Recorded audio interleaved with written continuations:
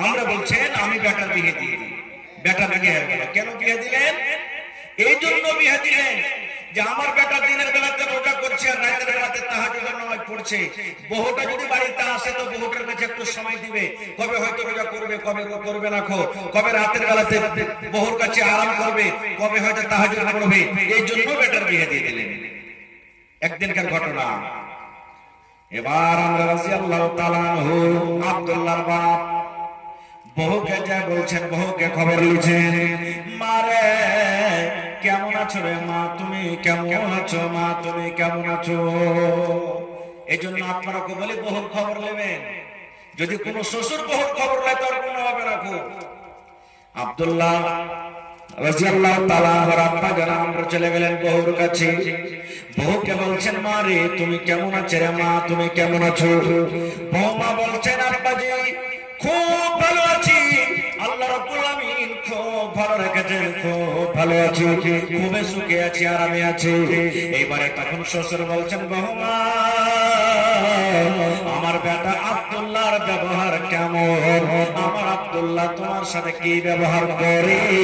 আমার বেটা আব্দুল্লাহকে তুমি কেমন পেয়েছো?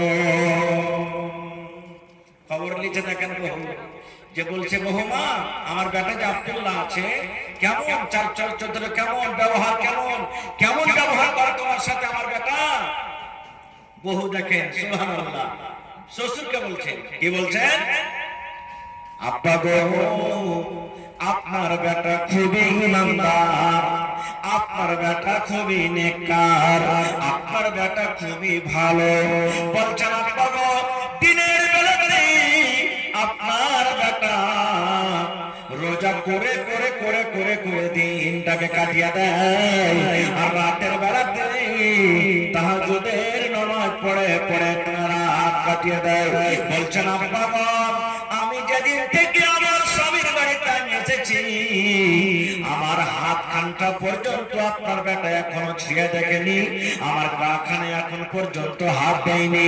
আমি একটা কেমন নারী, আল্লাহ আমাকে কি রূপ কি সুন্দর দিয়েছে, এখন আপনার বেটা আমার দিকে দেখেনি, আমার বিছানায় এখন পর্যন্ত একদিন পা দেয়নি। বহুতে বলছেন আপনার বেটা খুব ভালো, কিন্তু আব্বা জানেন যেদিন থেকে আমি আপনার বেটার বাড়িতে এসেছি, অর্থাৎ আপনার বেটা যেদিন থেকে আমাকে বউ করে এনেছে, আপনার বেটা আমার গা খানটাকে ছয়নি, কাপড় খানটাকে ছয়নি, আমার পিছনে পা খানটা পর্যন্ত ঠেকাইনি যে আমার বহুটা কেমন। যেমন কথাটা বলা, আমরা রাদিয়াল্লাহু তাআলা আনহু মাথাতে হাত দিয়ে বলছেন, হায় আল্লাহ কি হলো? আমি তো যে উদ্দেশ্যে বেটার বিয়ে দিলাম সেটা তো ফেল হয়ে গেল। আমি ভাবলাম যে বিয়ে দিয়ে দিলে মনে হয় আল্লাহর ইবাদত বান্দেগি কিছু কম করে বহুত দিকে সময় দিবে, কিন্তু এখন তো উল্টো হয়ে গেল। বলছেন না আর এরকম করে থাকা হবে না। এবার আমরা রাদিয়াল্লাহু তাআলা আনহু হাঁটতে হাঁটতে হাঁটতে হাঁটতে হাঁটতে আল্লাহর নবীর দরবারে চলে গেলেন। নবীর দরবারে চলে গেলেন, যাওয়ার পর বলছেন, ইয়া রাসূলুল্লাহ একটা কথা সাল্লাল্লাহু আলাইহি সাল্লাম 5 ওয়াক্তের ফরজ নামাজ দূরের কথা, আল্লাহর নবী রাতের বেলাতে তাহাজ্জুদের নামাজ পড়তেন। মুসলমান এই আমার জংলা টোলার গ্রামের মেয়েরা খেলারা শুনেন, আমার নবী তাহাজ্জুদের নামাজ এত লম্বা করতেন, এত রাতের বেলাতে লম্বা করতেন। নামাজ পড়ে পড়ে পড়ে নামাজে দাঁড় হয়ে হয়ে নবীর পা গলা মোটা মোটা হয়ে ফেলে যেত। আপনি যেরকম ভাবে বসে আছেন 3 ঘন্টা বসে থাকবেন আপনার পা ফেলে যাবে। ট্রেনে দেখবেন যারা জেনারেল ডাব্বাতে যায় খাড়া হয়ে থেকে থেকে থেকে পা খানটা ফেলে যায়, ফুলে কি ফুলে না? নবী আমার রাতের বেলাতে তাহাজ্জুদের নামাজ পড়ে পড়ে নফল পড়ে পড়ে এত লম্বা লম্বা তেলাওয়াত করতেন, নবীর পা দুটো কিন্তু মোটা মোটা হয়ে ফেলে যেত। আল্লাহর নবীর বিবি মা আয়েশা রাদিয়াল্লাহু তাআলা আনহা নবীকে বললেন, নবী গো আল্লাহ রাব্বুল আমিন আপনার আগেকার গুনাহ maaf করে দিয়েছেন গো নবীজি, আল্লাহ আপনার পিছনের গুনাহ maaf করে দিয়েছেন। আল্লাহ নবী গো আগেকার গুনাহ আল্লাহ maaf করে দিয়েছেন, পিছনের গুনাহ maaf করে দিয়েছেন গো দয়ার নবী। তবে এত কষ্ট করে করে করে করে কেন আপনি ইবাদত বندگی করেন? দেখেন এত লম্বা লম্বা তেলাওয়াত করেন নবী গো, তেলাওয়াতের কারণে আপনার পা মোটা মোটা হয়ে ফেলে যায়। নবীজি কেন আপনি এত কষ্ট করছেন? আপনার তো আল্লাহ আগে কারো গুনাহ মাফ, পিছে কারো গুনাহ মাফ, সব গুনাহ মাফ করে দিয়েছেন। আপনি তো গুনাহ থেকে মাসুম, তো কি কারণে এত লম্বা লম্বা ইবাদত করছেন? নবী আমার কি বলেছিলেন জানেন? এই আমার ভাইরা খালারা শুনেন, আল্লাহর নবী বিবির কথাটা শুনে বলছেন, আয়েশা রে আনাকুনা আব্দান শাকুরা, আয়েশা আল্লাহ যে আমার গুনাহকে মাফ করে দিয়েছেন, তবে আল্লাহ রাব্বুল আলামিনকে আমি শুকরিয়া আদায় করব না, আল্লাহর শুকরগুজার বান্দা আমি হব না। আল্লাহ যে আমার গুনাহকে মাফ করেছেন, তবে আল্লাহর আমরা শুকরিয়া আদায় করব না? এ ভাই আমার মায়েরা খালারা, যদি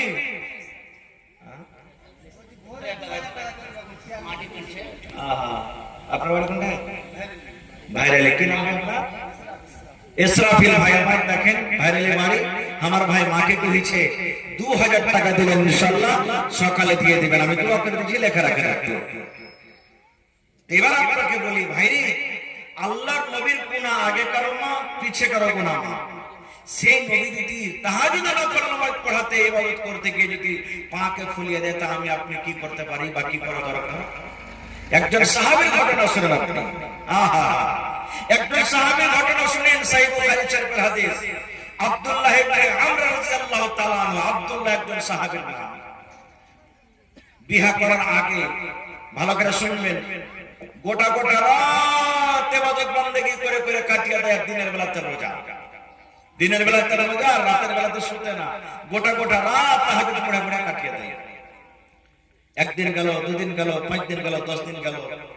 ওর বাপ আব্দুল্লাহ বাপ আমর রাদিয়াল্লাহু তাআলা আনহু তখন কি করলেন? বেটার বিয়ে দিয়ে দিলেন। আমরা কি করছি? যখন বেটা খাটতে শিখে তখন বেটার বিয়ে দিই।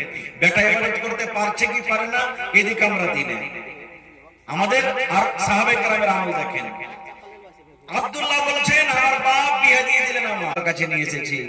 আব্বা বলছেন, কি কথা? বলছেন, আপনি গো আমার বেটা আব্দুল্লাহ আল্লাহর ইবাদত বندگی করে করে করে রাতকে রাত কাটিয়ে দেয়, আরাম করে না। আমি ভাবলাম বেটাটার বিয়ে দিয়ে দিলে হয়তো একটু ইবাদত বندگی কম হয়, কিন্তু বহুর দিকে একবারও নজর করে তাকাই না, ওর বিছান খাঁজা পর্যন্ত যাই না, গোটা গোটা রাত এখন ইবাদত বندگی করে কাটিয়ে দিচ্ছে। আপনি পারলে তাকে একটু বুঝিয়ে দিন। বলছে, এটা কথা না? তো হ্যাঁ। বলে, ঠিক আছে, তোমার বেটাকে পেটকে দাও। পরের দিন চলে গেলেন। এবার নবীজি কত জ্ঞানী মানুষ, নবীজি আমার কত হুঁশিয়ার মানুষ, নবীজি আমার কত বুদ্ধিজীবী মানুষ, দেখেন এবারে কিভাবে তাকে জিজ্ঞাসা করছেন।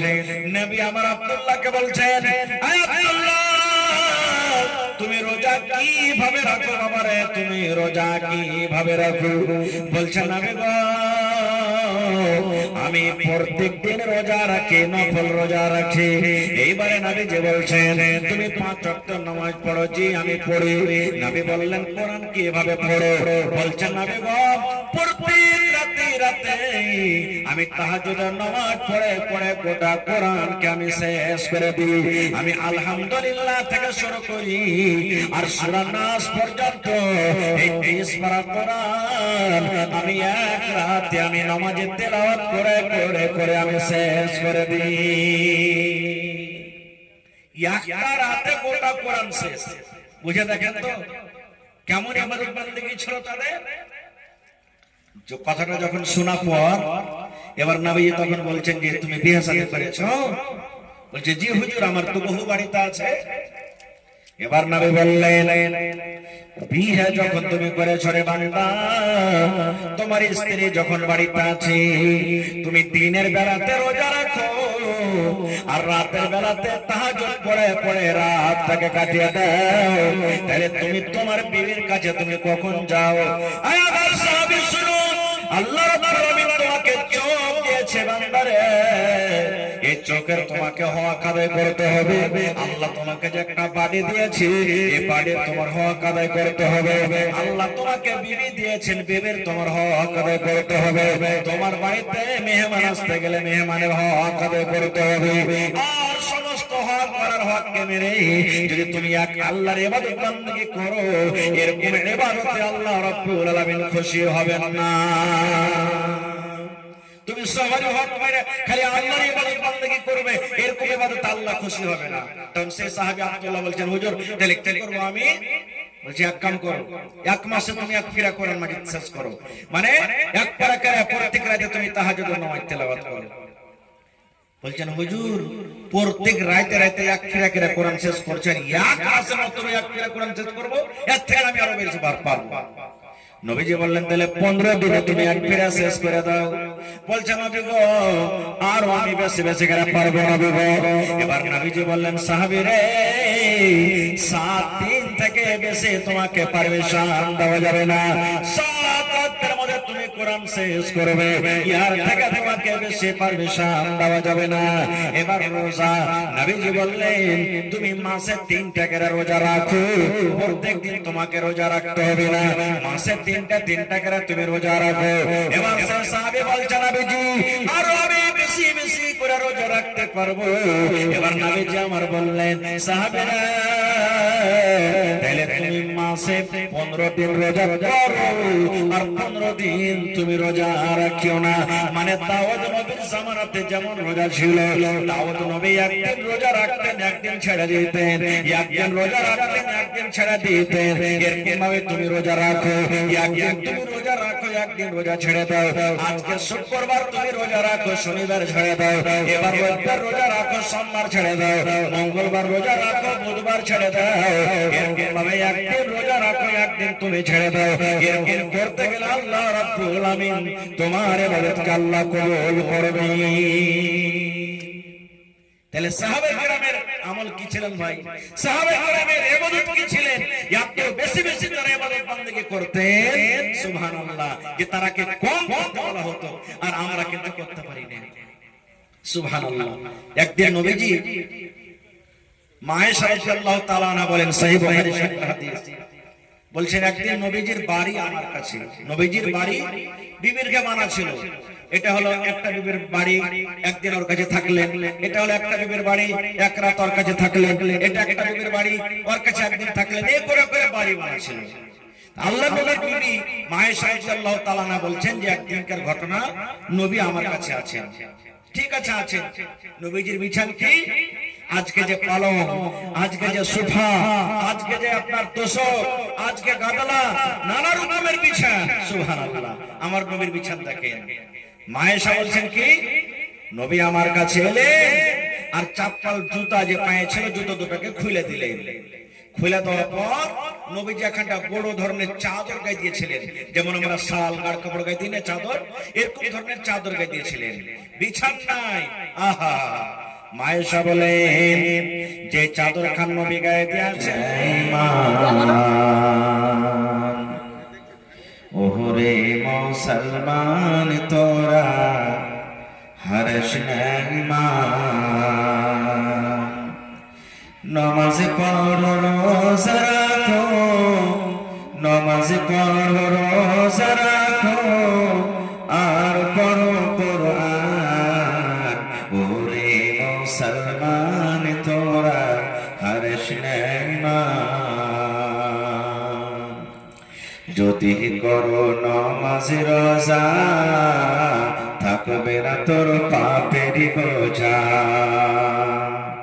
যদি মানো পাক কোরআনের কথা থাকবে না তোর গুনাহ খাতা। পুলসিরাত পার করিবেন, পুলসিরাত পার করিবেন খোদা রব্বে দো জাহান, ওরে মুসলমান তোরা হরশ নাইমান। কি কোহরে কে আমল কলি একাই আলি একাই যাবে, কি কোহরে কে আমল কলি একাই আলি একাই যাবে। ভালো আমল যদি করে গেলি, নেক আমল যদি করে গেলি হবে তোর কল্যাণ, ওরে মুসলমান তোরা হরশ নাইমান। নারে তাকবীর। আজকে জলসার যোগ্যতম শ্রদ্ধেয় সভাপতি সাহেব, উপস্থিত উলামায়ে কেরাম, সামনে বসে থাকা ইসলাম দরদি, দিন দরদি ভাই বাবাজিরা, পর্দানাসীন মায়েরা, খেলারা, সমস্ত তারিফ ও গুণগান সে মহান আল্লাহ তাবারক ওয়া তাআলার জন্য, যে মহান আল্লাহ তাবারক ওয়া তাআলা গরমের মৌসুমে নরম গরম বিছানাকে ত্যাগ করে এই জংলা গ্রামের মসজিদের উন্নতি কল্পে একটা জালসার এই পেন্ডালের তলাতে একত্রিত হয়ে বসে কিছু বলার ও শোনার তৌফিক দিয়েছেন। তাই আমরা আল্লাহ তাবারক ওয়া তাআলার প্রশংসা করি, অন্তর থেকে মহব্বতের সাথে সকলেই পড়েন আলহামদুলিল্লাহ। তারপর আমাদের শেষ নবী হযরত মুহাম্মদ রাসূলুল্লাহ পড়েন সাল্লাল্লাহু আলাইহি ওয়াসাল্লামের পর অগণন দরুদ শরীফ শান্তির ধারা বর্ষিত হোক, আমিন। আল্লাহুম্মা সাল্লি আলাইহি আল্লাহুম্মা বারিক আলাইহি। মাশাআল্লাহ, খুব সুন্দরভাবে আপনারা বসে আছেন, আপনাদেরকে ধন্যবাদ জানাই। আমি মোটামুটি 1 ঘন্টা সময় চাচ্ছি আপনাদের, রাত 11টা বেজে গেছে। ভাই মুসলমান, আমি আপনাদের সামনে আল্লাহ তাবারক ওয়া তাআলার পাক পবিত্র কিতাব কোরআন মাজিদ থেকে একটি আয়াত তেলাওয়াত করেছি, সাথে আল্লাহর নবী মুহাম্মদ সাল্লাল্লাহু আলাইহি সাল্লামের একটা হাদিস পড়েছি। সেই আয়াত এবং হাদিসকে সামনে রেখে আমি আমার বক্তব্য দিতে করব। আমার তৌফিক ইল্লা বিল্লাহ। আল্লাহর কাছে দোয়া করি রব্বুল আলামিন আমি যা কিছু বলবো যেন সেই হাদিস এবং কোরআন থেকে বলতে পারি এবং আমরা সাথে সাথে শোনার পর আমল করতে পারি, তার জন্য আল্লাহ আমাদেরকে তৌফিক দেন। পড়ুন। ভাই মুসলমান, আল্লাহ তাবারক ওয়া তাআলা কোরআনে বলেছেন, ওয়ামা খালাকতুল জিন্না ওয়াল ইনসা ইল্লা লিয়াবুদুন। আমি জিন এবং ইনসানকে সৃষ্টি করেছি যেন তারা আমার ইবাদত বান্দেগি করে। সোজা তার জন্য মানুষকে আমরা দেখতে পাচ্ছি সামনে, আপনি আমাকে দেখতে পাচ্ছেন, আমি আপনাকে দেখতে পাচ্ছি, কিন্তু জিনকে কি সবাই দেখতে পাই? জিনেরাকে সবাই দেখতে পাই কি? জিনেরাকে সবাই দেখতে পাই না, কিন্তু যারা কবিরা, যাদের কাছে হয়তো জিন আছে, ওরা হয়তো দেখতে পাইছে জিনকে। তো আল্লাহ তাবারক ওয়া তাআলা বলছেন দুনিয়ার মানুষ, জিন এবং মানুষ, ইনসান আমি তৈরি করেছি যেন এরা দুনিয়াতে শুধু আমার ইবাদত করে, আল্লাহ বলছেন।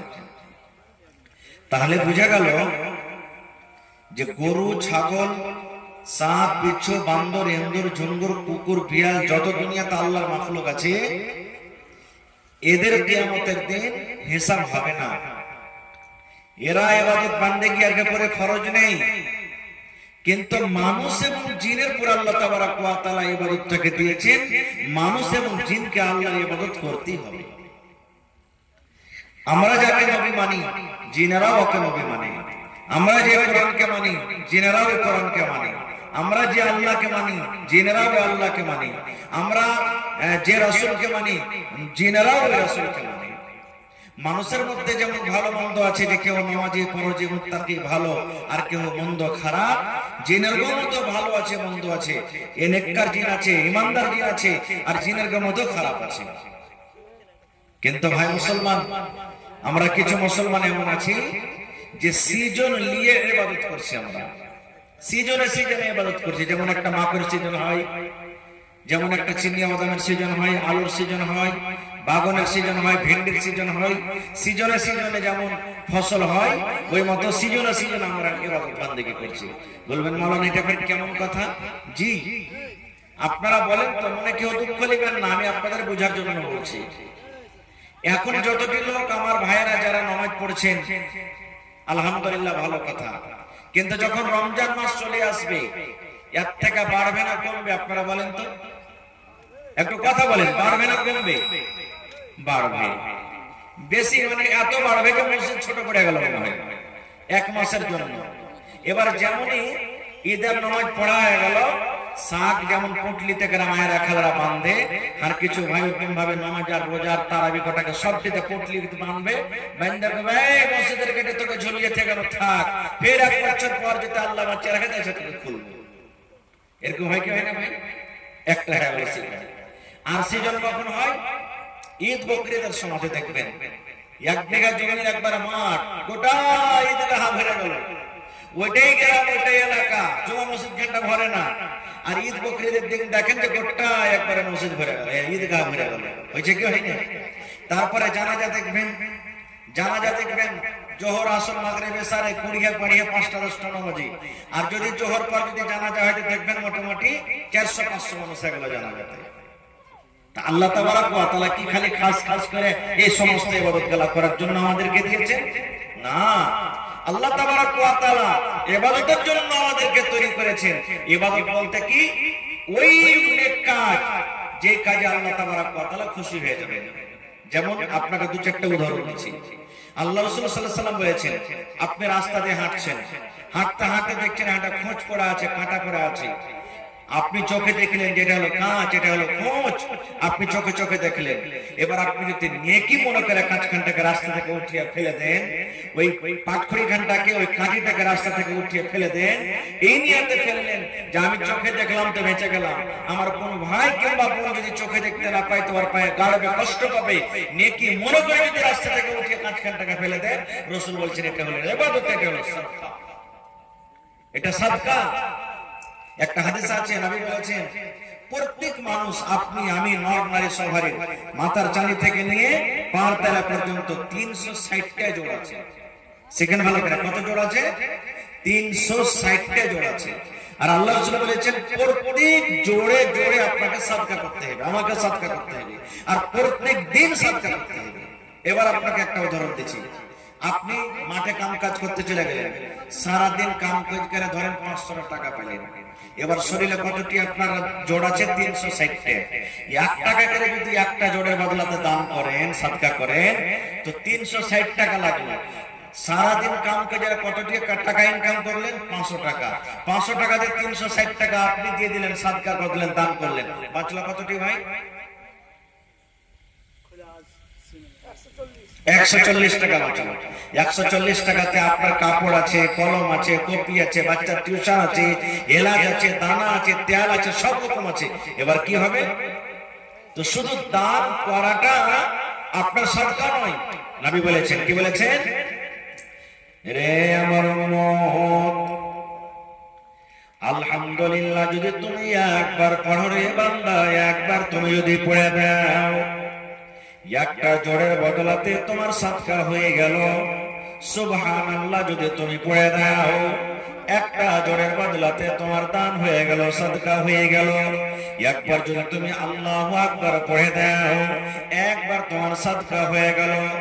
এই করে করে নবী বলেছেন, হে উম্মত রে, তোমার ভালোবাসা বিবি আছে বাড়িতে, তোমার ভালোবাসা স্ত্রী আছে, আপনি পাংসার চক চলে গেলেন, বিবির জন্য যদি 5 টাকা দামের একটা বিস্কিট নিয়ে বাড়িতে এলেন, আসার পর বিবিকে যদি বলেন, বিবি রে, তোমার জন্য আমি বিস্কিট এনেছি রে বিবি, তোমার জন্য আমি মিষ্টি এনেছি, তোমার জন্য আমি মুক্ত মুখ এসেছি, দয়ার নবী বলেছেন, যদি নেকি মনে করে কোন আল্লাহর বান্দা, আল্লাহর বান্দি বিবির মুখে এখন বিস্কিট দিতে পারে, যদি বিস্কিট না জোটে নেকি মনে করে, যদি কোন আল্লাহর বান্দা বাল থেকে 1 গ্লাস পানি নিয়েছে, যদি মহব্বত ভালোবাসা দিয়ে বিবির মুখে যদি 1 কাপ পানি দিতে পারে, নবী আমার বলেছেন এটা হলো সাদকা।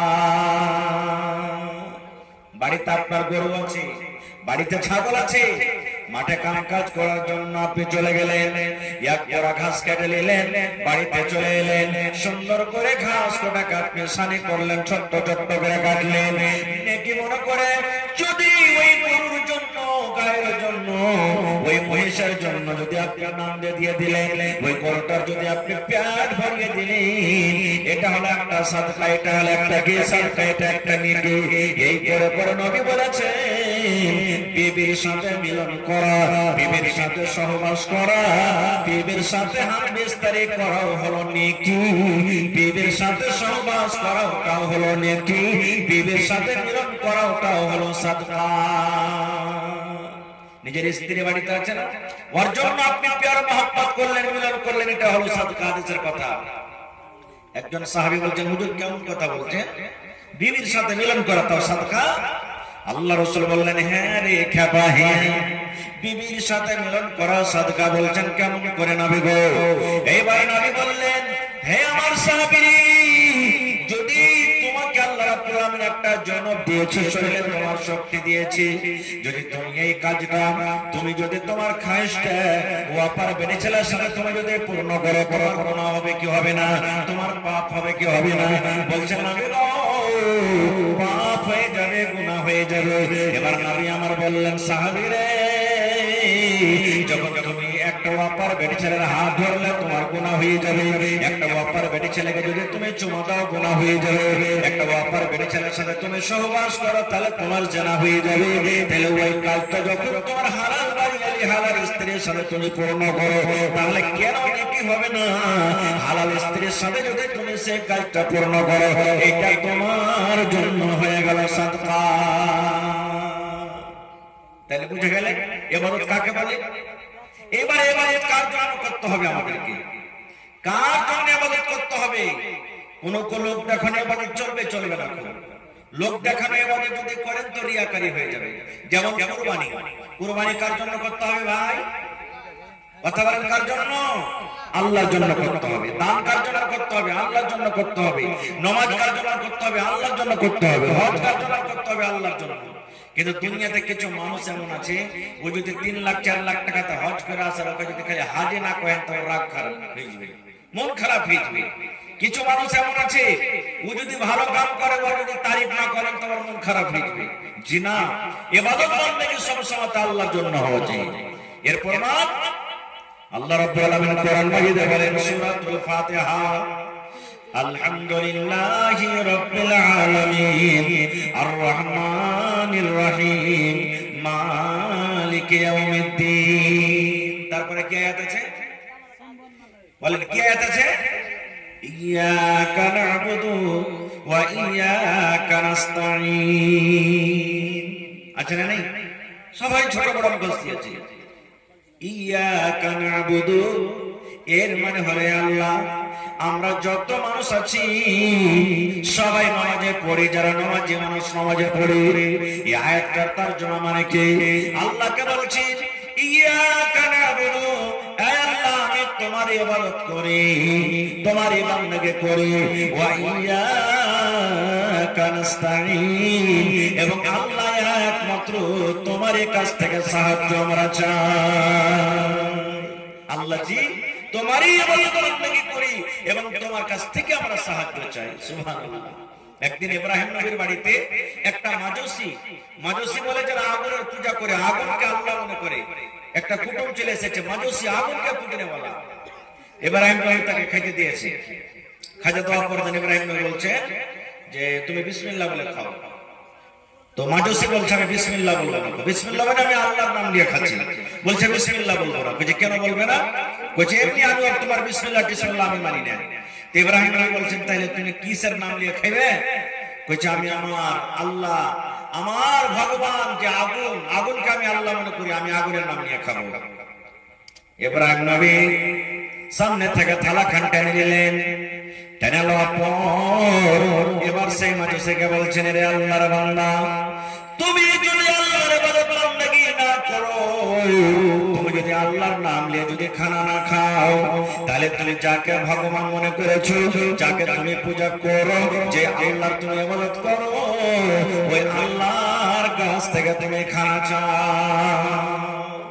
যে আল্লাহর তুমি ইবাদত বন্দেগী করো, পূজা করো, সে আল্লাহর কাছ থেকে তুমি খানা চাও। এবারে তখন মেহমান উঠে হাঁটতে শুরু করেছে। ধরেন এখান থেকে হাঁটতে 10 কদম যখন গেছে, আল্লাহ তাবারাক ওয়া তাআলা ইব্রাহিম নবীর ডাক দিয়েছেন। কি দিয়েছেন জানেন? রে আমার নবী ইব্রাহিম, হে আমার নবী ইব্রাহিম, তুমি শুনে নাও, আজ তোমার বাড়িতে একজন মেহমান, সেই মেহমান তোমার বাড়িতে এসেছে, তুমি তাকে খানা দিয়েছো, কিন্তু বিসমিল্লাহ না করে খাওয়ার কারণে তার সামনে থেকে তুমি থালা টেনে নিয়েছো, তার সামনে থেকে তুমি খাবার টেনে নিয়েছো। ইব্রাহিম শুনে নাও, যেদিন থেকে নিয়ে জন্ম হয়েছে আজকে লোকটার বয়স 50 বছর হয়ে গেল, আজকে লোকটার বয়স 60 বছর হয়ে গেল। আল্লাহ বলেন ইব্রাহিম রে 50 বছর লোকটার বয়স হয়ে গেল, জীবনে কোনদিন বিসমিল্লাহ বলেনি, বিনা বিসমিল্লাহতে খানা খেয়েছে। আমি আল্লাহ রাত করে কোনদিন বলিনি তোকে খেতে দেব না রে, তোকে খেতে দেব না। আল্লাহ বলেন ইব্রাহিম আমি তোমার বাড়িতে একটা লোকটা খাবার খেতে এসেছে, আর বিসমিল্লাহ না বলার কারণে তার সামনে থেকে তুমি থালা টেনে নাও।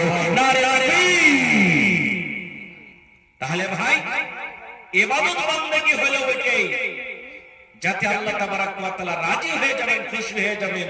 এবং ইবাদত বান্দেগী কার জন্য করতে হবে? একমাত্র আল্লাহ তাবারাক ওয়া তাআলার জন্য করতে হবে। আজকে আমরা মুসলমান তারাবির নামাজ পড়েছি, 5 ওয়াক্ত তো আছে। যদি খালি ইমাম সাহেব একটুখানি লম্বা করে দেয় 2-4 আয়াত, নামাজের পরে আমরা ইমাম সাহেবকে বলবো হাজি ইমাম সাহেব হাফিজ সাহেব এত কি লম্বা লম্বা করে তেলাওয়াত করতে হয়? আরে আমরা কাম কাজ করা মানুষ একটু ছোট ছোট করে পড়িতে পারো না? কি মশা ও নামাজ পড়ছে দেখো ডাইন হাতে বাড়ি একবার পা হাতে বাড়ি, খালি বাড়ি চলছে। ওরে সুবহানাল্লাহ, আমার আপনার নবী